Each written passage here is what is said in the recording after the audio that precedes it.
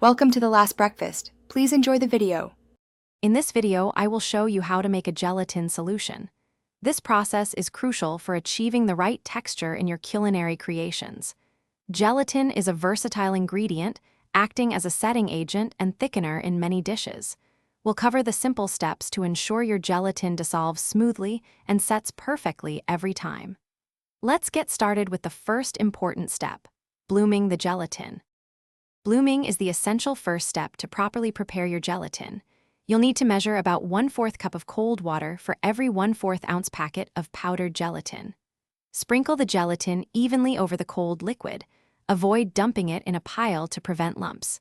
Let it sit undisturbed for 5 to 10 minutes. This allows the gelatin granules to absorb the water and swell, which is crucial for smooth dissolution later on.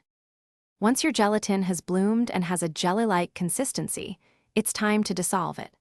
Gently heat the bloomed gelatin mixture, either in a saucepan over low heat or in a microwave for 15 to 20 seconds. Stir continuously until all the gelatin granules are completely dissolved.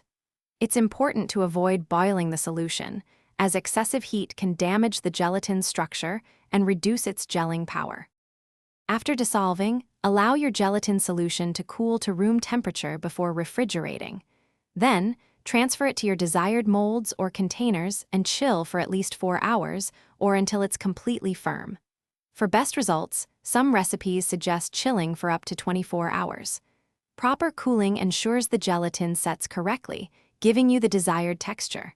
Before you go, remember to check the description below for a link to these fantastic socks and other great deals. Thanks for watching. If this was helpful, leave a like and consider subscribing. See you next time.